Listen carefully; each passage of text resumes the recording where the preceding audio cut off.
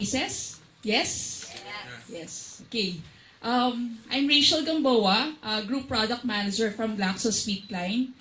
And before anything else, I'd like to thank everyone here present in this room for coming over, for giving us some of your time to attend this very special event. So despite the weather, the traffic outside, we really appreciate you coming over and joining us in this special activity. So before I start, let me just ask, who among you have heard or are familiar with the concept of music therapy? Can I just see a show of hands? Okay. So I guess it's pretty obvious that music therapy is not unfamiliar concept still for most people. But if you think about it, actually, for most Filipino moms, it's almost a habit for these moms to sing to their children, whether to lull them to sleep, to give them comfort when their child is unwell, or simply putting smiles on their faces. So without knowing it, music therapy is already an established practice in our country, although it's a not so understood one. So we at GSK, makers of doctor-recommended Calpol,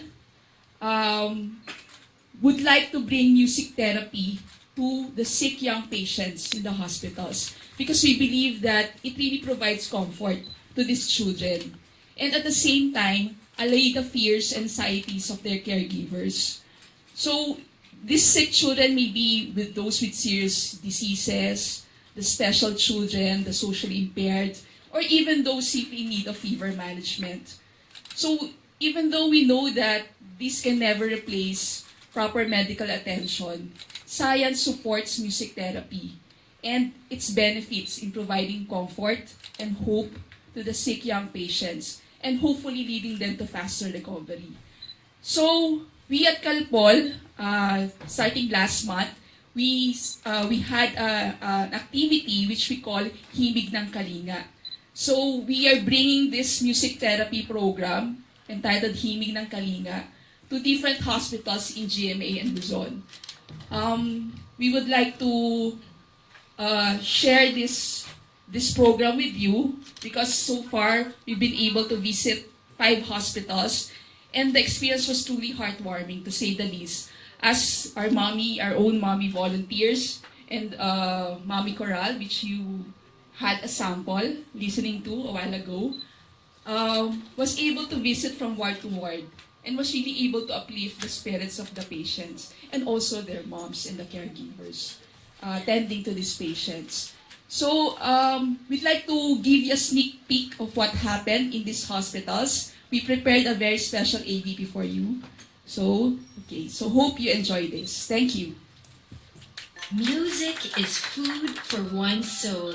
Nothing could be more true than what takes place when songs, singing, and people come together.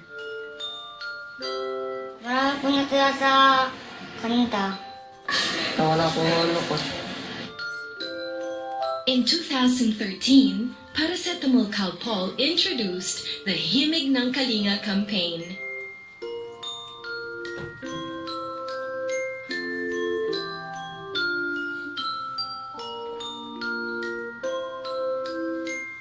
Our goal, to comfort sick children through the healing power of music.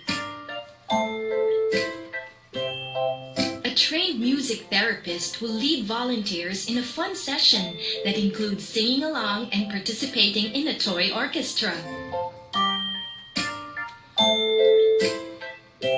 A music cart filled with instruments will serve as a mobile music therapy center which will be taken to different children's wards. The musical cart contains various instruments like a guitar, maracas, shakers, and tambourines so that kids can play and sing along. The initiative will be brought to an estimated 1,100 children in 22 hospitals throughout Metro Manila and Luzon. Paracetamol Calpol's Himig ng Kalinga is another effort to live out GlaxoSmithKline's mission of allowing people to do more, feel better, and live longer. We at GSK, through the doctor-recommended and mom-trusted fever reliever brand Calpol, is proud to be sponsoring Healing ng Kalinga. Though we know that there is no replacement for proper medical care and loving attention, we believe that music therapy has immense potential in bringing comfort to the sick young members of our community. I think it's fantastic. I think it's something that people will take parang getting used to. I think some of them might be surprised kasi for some areas of the hospital, for instance, it's not an announced program. But when they see it, parang Filipinos, I feel, sometimes are a little wary about things that are new or newly presented to them. So pag nakita nila sa parang, what's going on? And why is this group of people singing? Parang ganyan. But once they get into it, I saw the people were starting to warm up to the idea.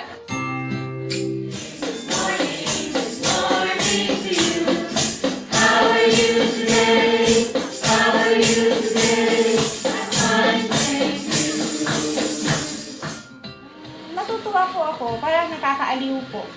Kasi sa kabila po na may sakit po ang baby ko, parang pansamantala pong nabawasan. Yung pag-aalala ko po sa kanya. Music therapy would be part of this holistic approach. Hindi lang yung gamot, hindi lang yung chemotherapy, hindi lang yung physical or rehabilitation or the other gadgets that would be placed in their bodies, but music therapy would be part of it. It's very touching. You know, if you're a mother taking care of a sick child, you'll really feel how it is taking care of your baby, no?